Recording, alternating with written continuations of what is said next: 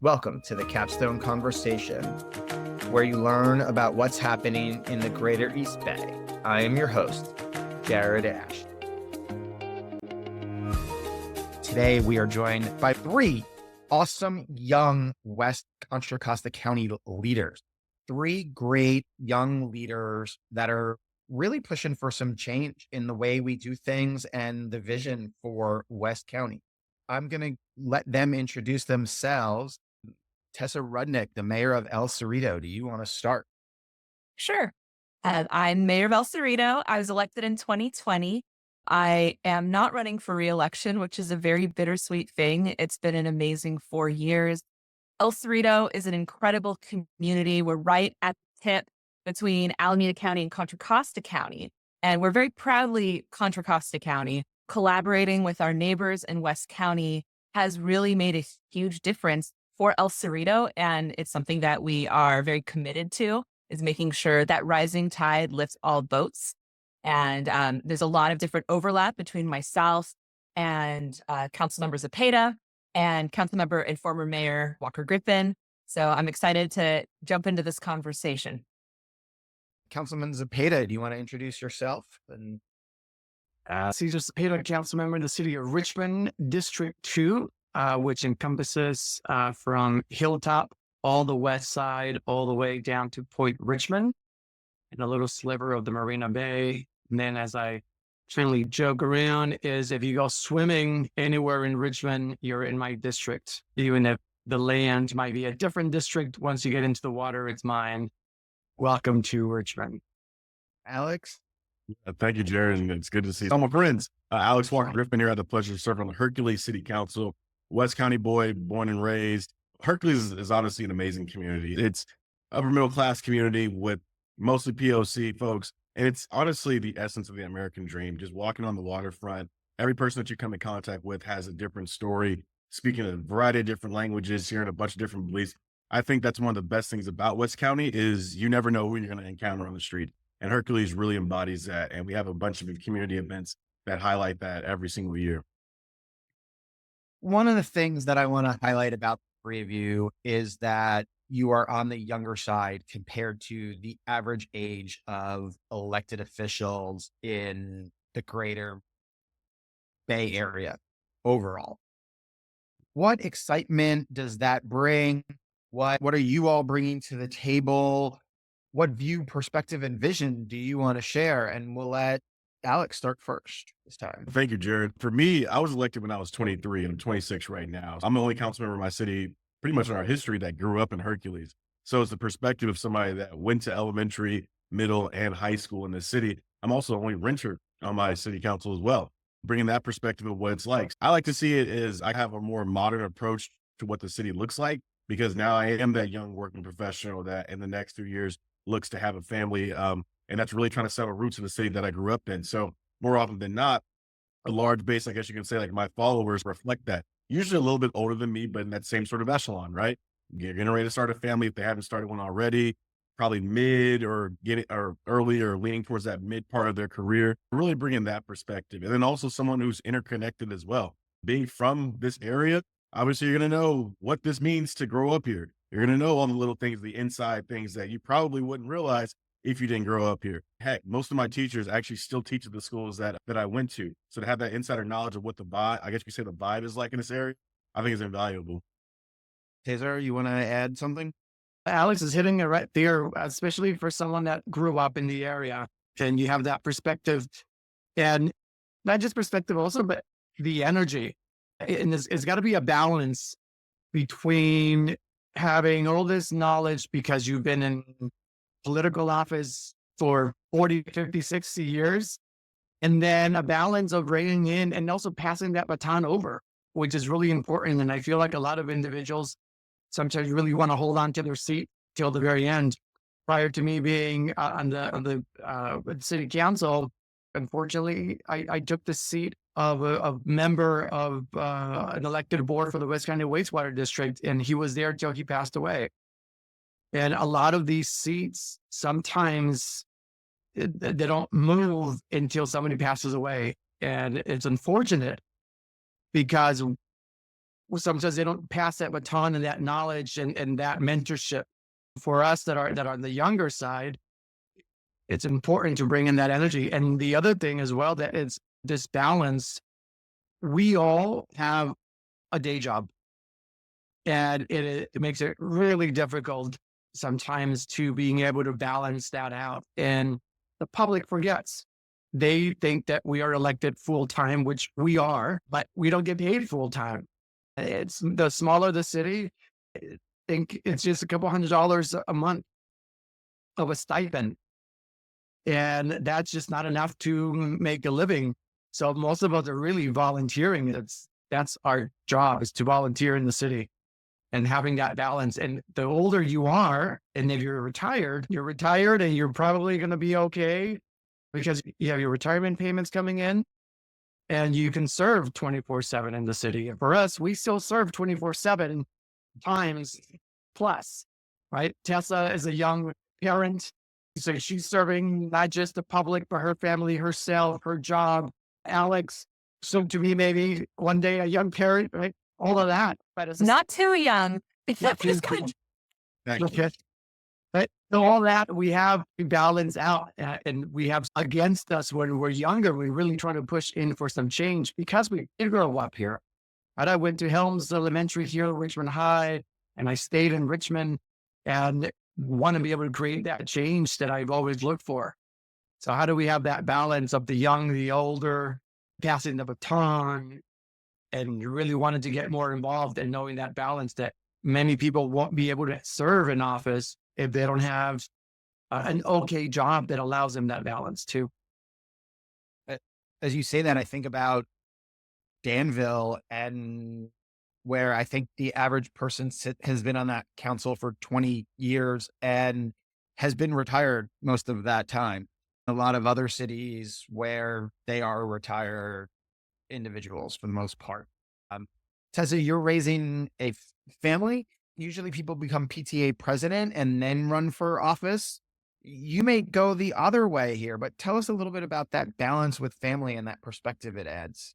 Sure. I really resonated first on with both of what my colleagues said. I grew up in the area too, so I'm really invested in understanding these relationships and why people are committed to this community. I have a constituent who lives here in El Cerrito, and our grandfathers were childhood friends.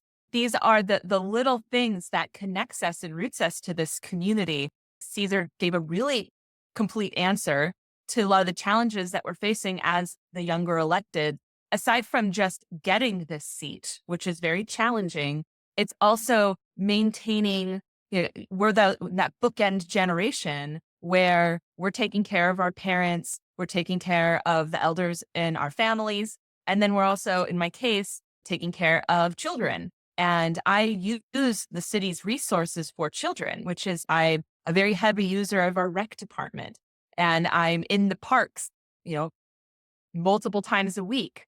For me, it's about having that perspective and leveraging the real world experience that I have of being a member of this community. Also, I'm the first millennial to be elected to the El Cerrito City Council. I'm dealing with a lot of the challenges of we're lucky enough to be able to buy a home before the housing prices got to the point where I wouldn't be able to purchase a home in El Cerrito.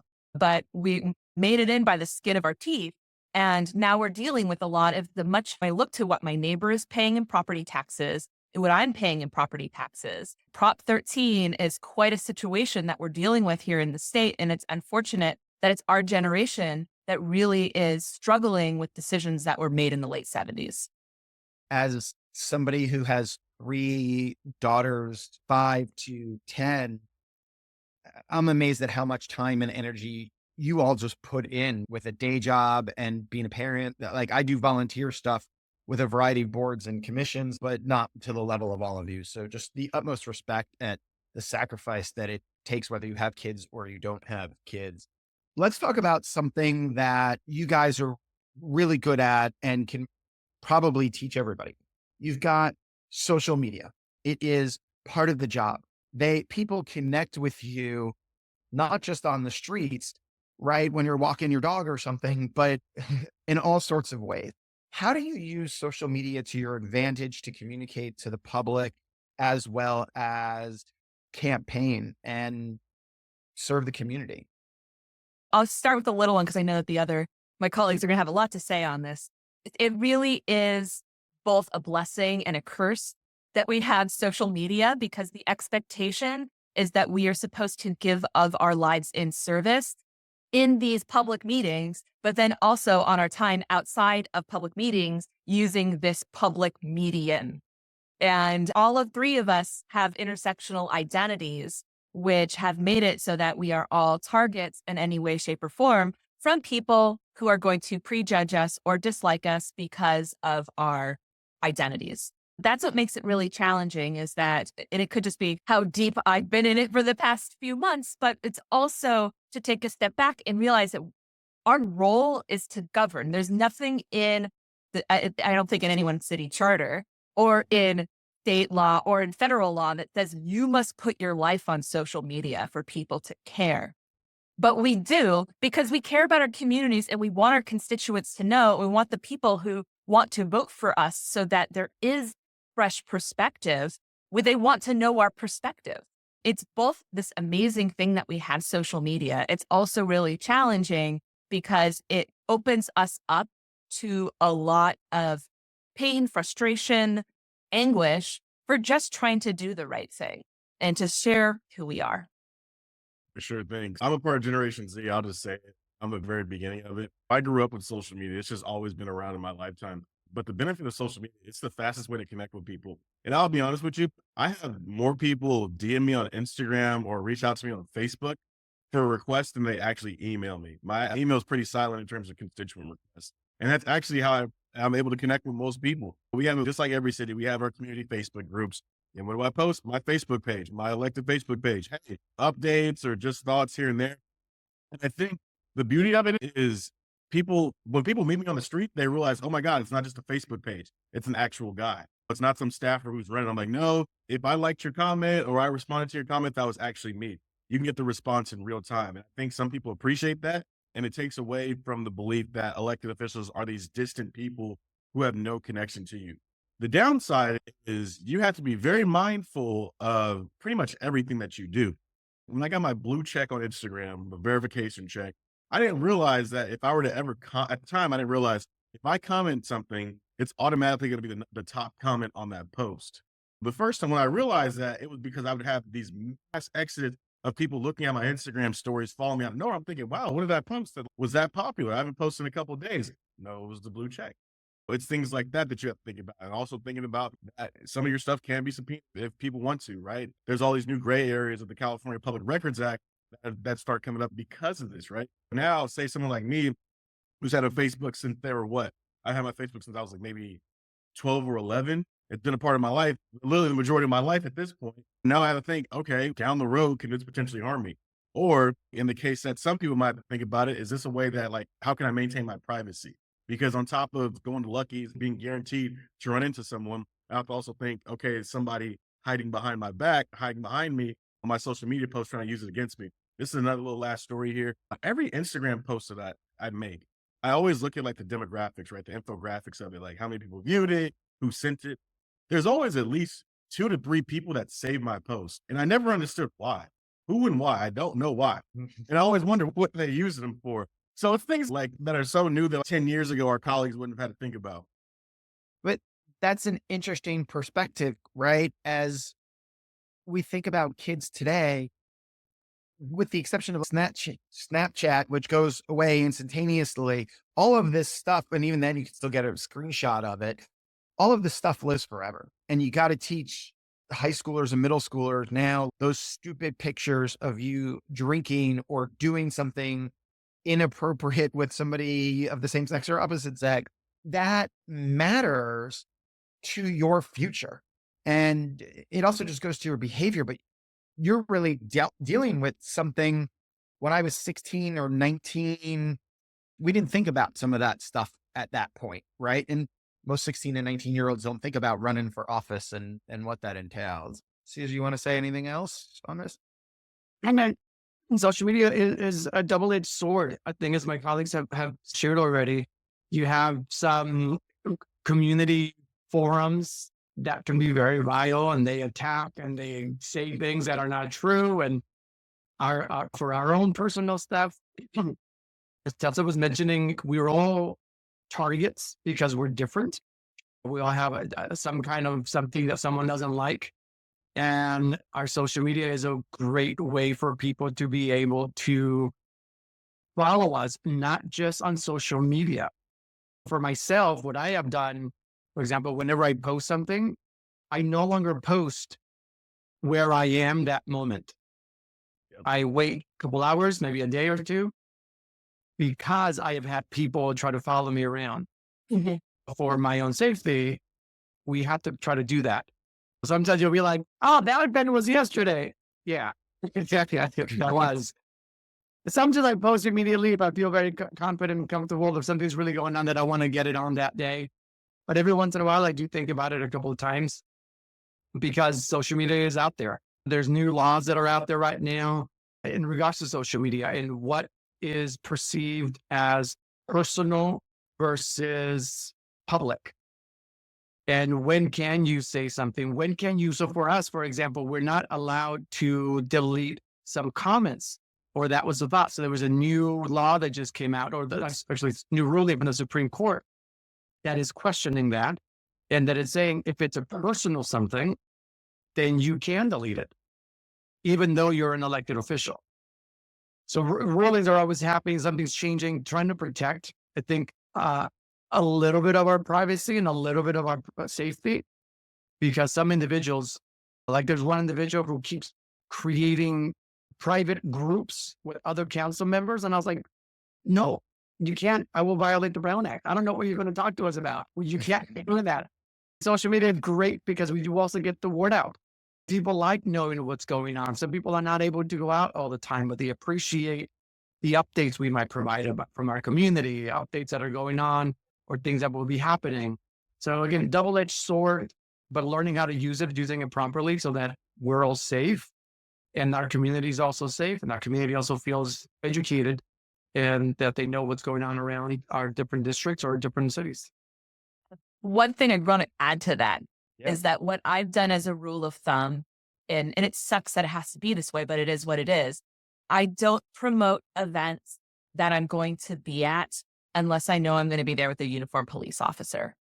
And that is what is so frustrating, because I would love to say, hey, I'm going to go to these neighbors are doing a block party. I'm going to be there, see you there. But if I'm not going to be there with a uniformed police officer, I can't do it. I'll post about that block party I went to the day after. Or if it's a volunteer cleanup event, I'll post about it the day after. But I won't post about something before I go unless I'm with an officer. That's very unfortunate, Tessa. Sorry to hear that. Yeah. Unfortunately, we've experienced why it's important that there has to be, and I would rather officers be using their time for other things, but it's unfortunate that this is the climate we're in. Rule of thumb for electeds and it's depending on who it is and why they're being targeted, it's better to not go to events unless you know that there's a uniform, or at least promote events you will be at. I think is a better way of framing it. Let's talk about AI in government. You're dealing with a lot. Schools, I know you're not on school boards. You got to imagine 40% or 80% of high school students right now are using ChatGPT to submit their papers. How do you see government at a local level here in the East Bay being early adopters of AI, and how can it improve government? This is my day job, funny enough. I work in public sector technology for local government. There's two answers to it. There's the staff side and the staff work, and then there's the elected side and the policy side. To focus more on the staff side first, I think it's really important that all cities have an AI policy, or at least get a draft policy going so that the city manager can feel comfortable with pointing to what is an acceptable use of AI for staff purposes. It could be what tools are appropriate to use. Is it okay to use people's likeness or voice? Having that really clearly defined. What I see more on the policy side and on the elected side is that a lot of community members are using ChatGPT for writing their letters to us, which they're certainly welcome to, but it's very clear when you're reading it that this was not written by a human. Like there's certain blogs will be written and you'll read these posts. Like, I don't think that makes a lot of sense. Or just it's written in a way that there's a certain authenticity that's lost when you're using AI at this point. I think one thing that it could possibly be the benefit of it, and this is probably the Gen Z speaking in it, is you can take massive amounts of documents and then just ask, can you condense this and make it readable for the average person? Because more often than not, what as council members always, and this is just elected officials in general, we have to summarize months worth of information, hundreds of pages to someone in 30 seconds. And they're not going to usually want to hear the backstory that went into it, the historical stuff that ties into it, how the state legislature ties into it. What does this mean from the federal government? I think there's an opportunity there to consolidate it and help make an FAQ for people to read in less than 30 seconds. Because usually, and this is, I don't know, this has been my experience. A lot of times when I have constituents upset about like the Hercules hub, right? Because they're like saying it's not fast enough. They said it would be here 10 years ago. I have to break down, okay, this is what this means. This is what this means. And then the moment I start talking about that the ferry system is ran by WIDA and I have to explain WIDA and how the federal agencies work into that. And they're like, wait, what? It's not the sea that does it? No, my friend, it's not. I think that's where it can be a benefit. I'm breaking down how government works in less than 30 seconds and the different agencies that we all interact with on a weekly basis. Like, do we need to have some guidelines on how to use it, when not to use it?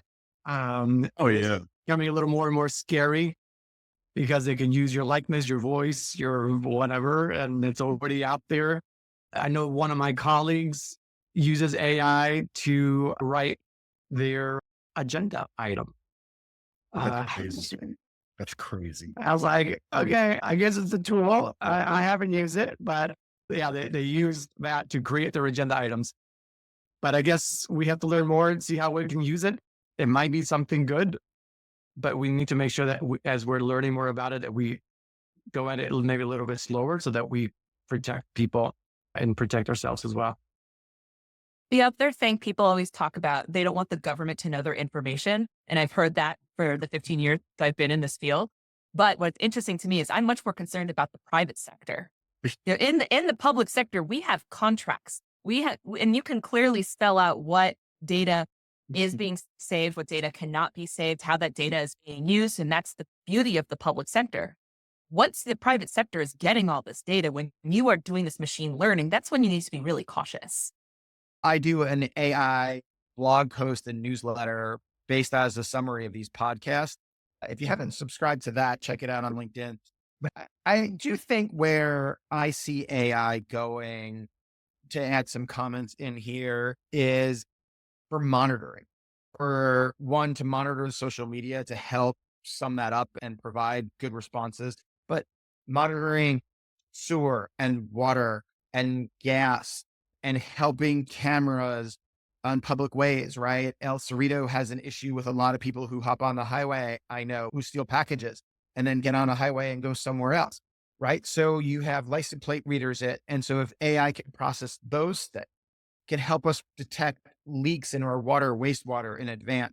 I think here in the East Bay, we can embrace some of that, hopefully early as leaders in it. And some of those companies are based in this area. I would look at AI from that perspective. Any thoughts on that? I think that'll be great, especially when you think about the technologies. This is a little going off of the public work stuff, but we think about what stuff like what companies at T-Mobile are doing, where they have their towers way up north that are doing early warning detections of fires. I think that can be great, right? Basically, AI can be our eyes and ears for aging infrastructure. All of our cities have had different life experiences. Hercules is considerably on the newer side because my family moved in here in the early 2000s. We don't have to worry about some of the problems that, say, Western Richmond has to have for another however many years. But the AI could play into that where it starts saying, hey, we're noticing this X amount of mold is starting to develop, and this is going to be the reason for this. Or we've noticed this is happening. Well, these pipes are starting to, back up their flow a lot more, or whatever the case may be. I think that could potentially alleviate some of the problems that we sometimes have to see where, like a lot of the cities, we tend to deal with an issue once we see it, or we start realizing that it's a problem because maybe your sidewalk popped up in the heat. And now we know, oh, there was a pipe that was wrong, or the cement was a little too old and we didn't realize that. I think they can basically be our calendar and our forecaster. One of the most important things about our jobs are the protection and safety and the health of our staff. Like, being a good boss to our staff also means protecting it. And one of the things I do see in AI is how can we make sure, especially for our frontline staff, that they have all the tools possible to keep them safe, keep them healthy, keep them unexposed to potential exposures so that they can go home to their families, be safe, be healthy, and be really happy employees for our city. Let's talk about regional cooperation in every area, and that's important. As chair of the CCTA Citizens Advisory Committee, when any of the cities come for their Measure J funds, I asked this common question on routes of regional significance. How do you work with the other cities around you? And I got to say, 17 out of the 20 entities that came before us were like, why would I ever talk to another city? Because your traffic lights need to sync up with theirs. Talk from your perspective about transportation, economic development, infrastructure, law enforcement. They don't all end at city borders. How can your three cities, as well as San Pablo there and some of the unincorporated areas, how do they all work together? What's good? What's bad about it? I can talk about the Hercules. So with the Hercules hub, it's ferry train and bus service along our waterfront. And for the longest, we just pitched it solely as a Hercules thing. And that honestly didn't give us much progress. But we started working with some of our other partners around the area, like talking to Pinole, talking to Martinez, and started talking to other cities and bringing in their elected officials. For example, we had Lori Wilson come out here and she supports it, and she's not even our assemblywoman. That cross collaboration has been important because when we talk to folks in, say, Sacramento or Washington, D.C., when we're trying to get money, the first thing they ask is the same thing that you mentioned. How do you work with other people? And we say, we have this letter of support from a Solano County supervisor who obviously is not in our county. We have this letter of support from this state senator who doesn't represent us. Then it shows that we're all in this together because you're right. All of our issues overlap. Hercules has some of the worst traffic in the absolute state. We take pride in being number one and being LA in that category. But at the same time, it's not just Hercules that's going to be impacted by that. It's also Pinole, it's also Richmond, it's also El Cerrito. We all have sat on 80 at 5 o'clock in the afternoon, and we've all wondered ourselves, how can we get out of this a lot faster? So that's where that cross collaboration happens, because it's always going to be a strength in numbers. There's 19 cities in the county, and if just Hercules is pushing for something, it's probably not going to have the same weight as if all the cities in West County or even Central or Southern County start advocating for something, and then it just says that this is an important thing that we should do. Everything has to be looked at regionally because it's not an issue, as may be mentioned already. The issues don't stop at the borders. The issues go way beyond that. I sit on BCDC, and right now I've been getting so many emails from people, even from Berkeley, because of the Richmond Bridge, right? That's also the Richmond Bridge is in my district. But if there's an issue with that bridge, it affects everyone all around. So coming up with a solution has to be everyone together. We just happen to have the bridge in Richmond in my district, but it affects everybody. As we're looking to do anything for infrastructure, we have to work collaboratively because as Alex was saying, we're much stronger if we're together. If we show we can get more money as well, when we show that, hey, we're partnering with other agencies, everyone's on board with this particular project. It's not just Alex in the middle of the night try to do something. It's like everyone's coming together, backing up Alex because it's a great project. And when you think regionally, your project is going to be better. You can't just service your own people. You have to figure out, how do you move, speaking of transportation, how do you move people from one side to the other? Because then you could also make your city more attractive to others, because now you have a better transportation system. And you can only do that if you work together. Because you might live in Hercules, but work in Pinole. Working with Pinole makes sense. Or for Richmond, I'm trying to bring in some micromobility to Richmond so that we can move people around. And with that, I've been looking to partner with El Cerrito, San Pablo, Pinole, because they're the surrounding cities. Hercules said, but not just yet, but maybe later on, being able to tie in everyone all together with these projects. Housing is another issue as well. When we look at the unhoused, many of the cities in Contra Costa County believe they don't have a issue with the unhoused. One city told me many months ago, when I was first starting out at my first mayor's conference, one of the mayors from another city, who will be unnamed for this time, said, do you know why we don't have any unhoused in my city? And I figured he came up with world's greatest question and answer. Like, oh my God, you are going to solve the homeless problem. And he said, we don't give them services. So they leave our city. Richmond, you give them services, so they go to you. And I was like, oh, that's not the solution. That's actually the problem. So we have to work together so that we all understand the issues. Otherwise, one of our cities is taking the brunt of something while the other ones are benefiting to some extent. Right? But knowing that a lot of these issues go beyond the boundaries, go beyond one city. We are a county, and we're multiple counties at times. We can work together. But many of these things could be solved only when we work together.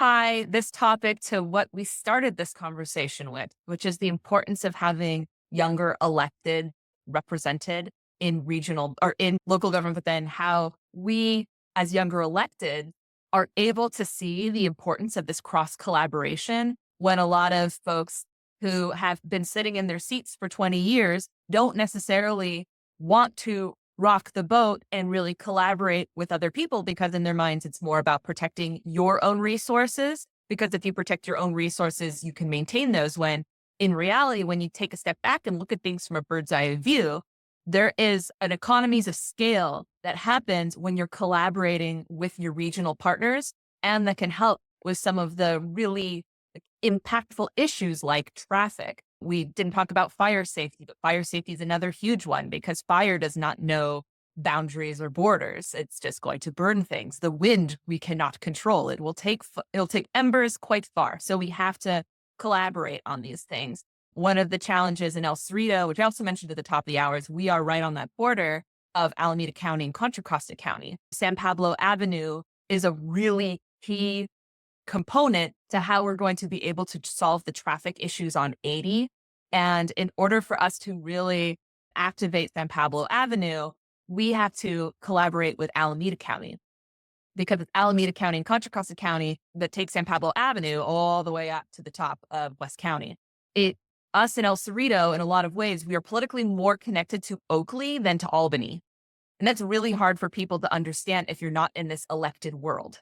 We have to make sure that we are being better explainers and being really a lot better at targeting the right resources and the right partnerships to make sure that we are not stopping if we see a stop in the process of, oh, we can't do it because of this. We need to ask why. What can we do? How can we play jazz with this, which is you learn the fundamentals of the music so you can start to make tones and make sounds that we haven't heard before. And we just need to continue to move forward, because a lot of folks, especially, have been sitting in office for a long time. I no offense to anyone, but it's more comfortable to be stagnant. It's more uncomfortable to be in a space of discomfort, but that is how we make breakthroughs. And that is how we can continue to move forward in a better direction for the region. Sad. I know, right? Yeah. Yes. I'm motivated now. I would go walk doors for you, but you're not running again. No, but I will be around. I'll be here. Let's talk about an economic vision for West County. Whether it's 10 years from now or 30 years from now, where do you want things to be? What do you see? How do you see the region, your city growing? It could be sustainability, it could be technology, it could be some cool businesses that are there utilizing the waterfronts. I feel like Cesar should get started with this. He's got the bones. It's all about collaboration, right? And as you're asking the question, Jared, I'm just picturing how, like, I reached out, people know this, that I've been trying to get another hospital back into West County, right? And I'm trying to get them in, and I reached out. And when I reached out, I didn't just say Richmond has this population, give us the hospital. I am saying it's a regional thing. This is a population of West County. And as long as all of us continue thinking that way, is whatever little seed we're planting, even if it's our own individual cities, how they connect all of us, we're going to be so much stronger. Because as an individual cities, Richmond's the largest one in West County, but I bring in everyone together because it's going to affect everyone, right? A hospital is not just going to serve Richmond, it's going to serve all of West County. And when we're looking at transportation, we got to look to connect all of West County. When we go after employers, the same thing, and say, not just stopping at our borders and saying, here's what my city can provide you, employer, but here's what our region can provide you, employer, right? Maybe your employees want to have options of housing. They can go to El Cerrito, they can go to Hercules, they can go to Pinole, San Pablo. Obviously, we'll love to have them in Richmond. But looking at us as a region is the only way we're going to really be able to compete against some of these other bigger cities like Oakland, San Francisco, San Jose. We do have a lot of shoreline. How do we better utilize it? How do we attract people to that? How do we make sure that people are aware that Richmond has the deepest port in the Bay Area? We don't use it, but we do have it. We weren't able to compete before because communication never really went out. We weren't really together. I think I love this section here because I'm learning more and more about what Alex is doing and what Hercules is doing and what Tessa and El Cerrito is doing. And I think if we all help each other with that communication, when we go out looking for more employers, looking for more money, looking for more projects, that we talk about what everyone's doing so that people can see how everything's going to be connected. I'm connecting my transportation over to the hospital, right? These are all ideas for now, but I'm moving some of these wheels forward. And as long as I'm able to have people see how we're all going to be connected, then more money can come about. More resources are going to be coming about. And the more they're going to be able to see us as a much bigger, because El Cerrito by itself is 22,000 people. 26. 26. All right. Hercules is small as well. We're about 117. But together we're like over 300,000 people. That's a much better number to go after looking for funding. And it's a much better dialogue to have to say, you've got all of these elected officials, you have all of these individuals that are together to help us all move forward as a region. Because there's so many ideas. I'll pause there, but I'm sure everyone else has some good ideas there. What both Hercules and El Cerrito have in common is that we have traditionally been commuter cities. And when the pandemic happened and people started working from home, it completely changed the landscape of how people are using our communities. And what I think that I'm thinking a lot about is in terms of economic development, is that we have a lot of residents who are not going to San Francisco or not going to Oakland for work, that they're staying here. And how can we make sure that there are resources locally and that businesses are being supported locally? I'm a big fan of small business, but it's not just small business, that we have to create a variety of businesses to be able to support this landscape. And that also we want to support this, that we don't need to leave West County, because a lot of folks in West County have to leave West County for the things that they need, which is really surprising when you think about how many people live here. And another thing that's really helped us is the Wayfair decision, which a lot of people don't know about, which is that when you're online shopping, you get that the city where you live gets that sales tax. And that's really huge. So people are shopping on Amazon, which people can have their ethical feelings about it. That's fine. But ultimately, online shopping is helping us here in West County. But it can't just be that. We have to be really focused as electeds on how we're creating a diversified portfolio of economic opportunities. And I love everything I'm hearing. What I see West County as, and what I see it in the future is a lot of the stuff is already here. It's just we're just sometimes compartmentalized in our own little things. Like Hercules, we're the very edge of West County. And I've even had people question if we're in West County. And I'm like, have you looked at a map? What school district would you go to if you live in Hercules? You're going to go to the West County Unified School District, where I would too. But if you think about it, just literally right next door to me, we have Biorad, one of the biggest biomedical laboratories in the entire world. Richmond has Chevron, but they also have a laboratory too. Pixar is just down the road. They're obviously in Emeryville, but I remember when I used to work with little kids, a lot of their parents lived in El Cerrito. You can get educated here, you can work here, and you can stay around here. And all three of us are testaments to that. I went to Contra Costa College to start off my undergrad, finished out in Moraga, and then later with my master's. But everything is here for you to be basically full cycle. Born here, grew up here, and then work here and raise your family here. And we have so many different sectors, from education, biomedical, different life sciences. You have folks who are public services. So if you want to get into that space, there's something there. I just think that we need to tap into it more and showcase that. And also promote that these are friendly places for you to raise your kids. And that's something that I think that we have overhang of, that some of our friends, and this is no disrespect to our friends in Allen County, that they don't have. Where in Hercules and Pinole and Richmond and El Cerrito, wherever, you can have your community events and also have a brand new home. And you can also live in somewhere where you do know your neighbors and you can meet your council member because your council member also shops at the same Lucky's as you do. To be quite frank with you, a lot of our neighborhoods are a lot more quiet, which is one of the reasons why a lot of people move here. So I like to say that Hercules is the little San Francisco bubble in the East Bay, because most of my constituents, usually there's a pipeline between Hercules and San Francisco. On the middle of Raider and Oakland A's nation, we're the only city that you're going to see where people are raising their Giants flags and their San Francisco 49er flags. And the reason why, they wanted a backyard. That is the common theme that people said they came to Hercules for. They wanted something more quiet. They wanted somewhere they can raise their family and somewhere new. And we have that. And if you talk to a lot of people that work at BioRad, they usually live in the area. If they don't live in Hercules, they live in El Cerrito, they're close by. We can harness all that energy to where people don't have to travel far to grow up, get their education, and then contribute those tax dollars back to the community that they grew up in, us three. Jim Wonderman, the longtime CEO of the Bay Area Council, was on one of my first episodes, and his advice to the East Bay was work regionally. He said Silicon Valley became partly what it is because they all work together across multiple cities to attract new businesses, and they worked with the university. He said the Tri-Valley, sure, they benefit from 2 national labs, and you can't underestimate what that power brings. But if you talk to the CEO of the Danville Chamber, they participate in Tri-Valley more than they do with the central Contra Costa County as the San Ramon, because they feel like they could all work together towards common interests. And so as I'm listening to all of you, if West County were to come together and say, let's recruit a hospital and let's make it transit accessible and let's make that Hercules transportation hub a vehicle for everybody, that's how you grow economically. It's the power of, it's not this city versus this city. It's let's get together, and you can combine your resources. So when you're recruiting a business, everybody chips in to go out to that. All the staff should be working together in a regional format.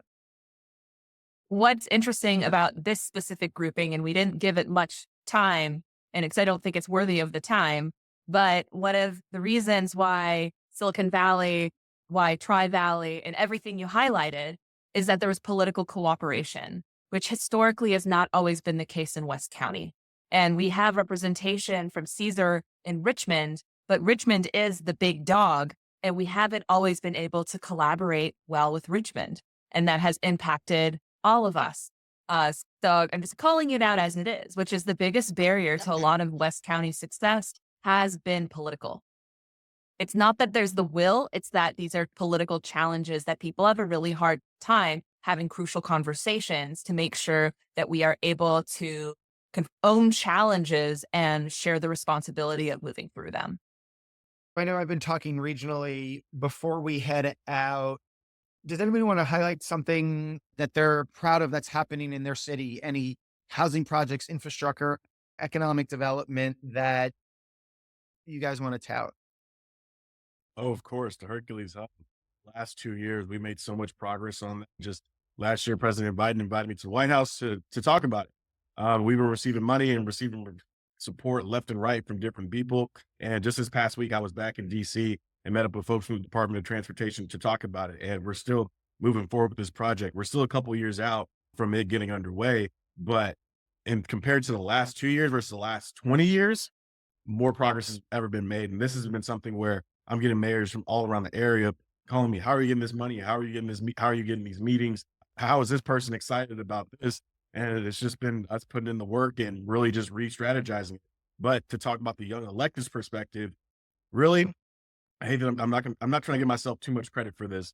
But when I came along to the project, I was like, why don't we just start reaching out to everybody, as opposed to looking up and hoping a blessing in the sky will just fall with a bunch of money that would help us out. No, why don't we reach out to external partners at the White House? Why don't we reach out to these folks over here? So I invited Governor Newsom's team. They came out. All of our legislative delegation, they have all came out. And now President Biden seems excited about it, and it's shown the benefit of it. If you reach out to people and you make that cross collaboration, it can happen. I'll just go in there and saying, I am glad to have a lot of new young individuals coming on and more, and they're and not to be ageist, but we do bring that energy and that thought, and we don't just give up. Oh, look what Alex just mentioned. It's like, you're thinking outside. It's not even thinking outside the box. You're just like thinking Fresh perspective. a different perspective. And it's like, I brought up an idea of, we have to get a new bridge. The Richmond Bridge was not constructed for what is being used today. There's backups everywhere. It is falling apart. And when I started bringing it up to individuals, the first thing they said is, "Are you crazy?"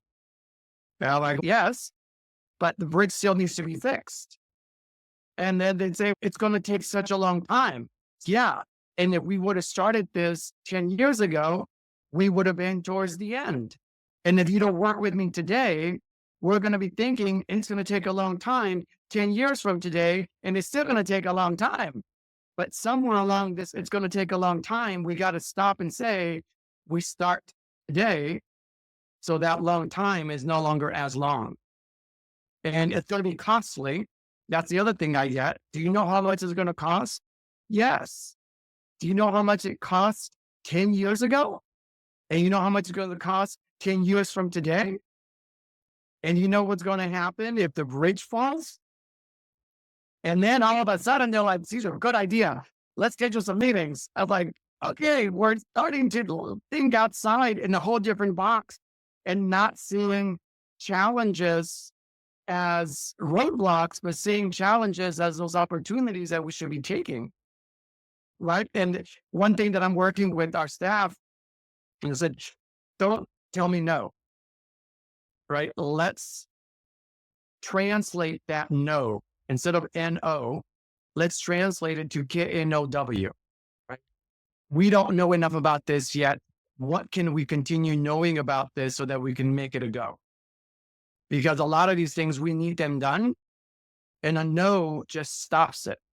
And if you still need more knowledge and more information, and you need to know, then that is a different perspective. It's a different path that we can take, but we'll continue moving things forward versus just saying, that hill is so steep, and we're never going to get to the top. And that's very true. We'll never get to the top if we never take the first step. Changing perspectives. I think the new generation and just new individuals coming into office are not taking no for an answer and really fighting for our community and seeing things that others might have not seen and taking those challenges head on, as Alex has been doing. Great job, Alex. I see you all the time out there, and you're doing your model to it. Thank you.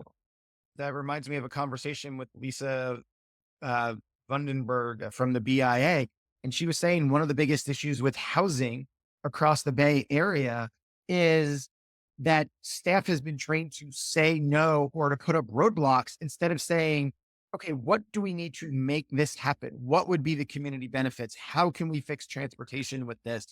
And it's just that no attitude. I really like your expression there because it fits into it. Tessa, you want to Keep this super short. This Wednesday, in one single day, El Cerrito found out that we were awarded about $54 million of grant funding. We got $39 million for an affordable housing project, and we got $15 million for EV charging infrastructure. And that was on a single day we found that out. And it's one of those things where I will be long off the dais when these things come to fruition. But it is so important that this service continues and that we must selflessly make sure that we're doing everything we can to secure funding, to make projects happen, to never stop, because these are the people's seats. These are the roles of the people. And there are times where it's very frustrating. This is very challenging and hard work. I think the three of us make this look really easy when it's not easy at all. But ultimately, this is for the new community members that are going to be living here at El Cerrito because of this housing. It's for a cleaner future because we have EV infrastructure in the city to help accommodate for electric vehicles. And I'm so honored and excited to be serving in this work and then having such good colleagues that we have here because, again, this is the team effort.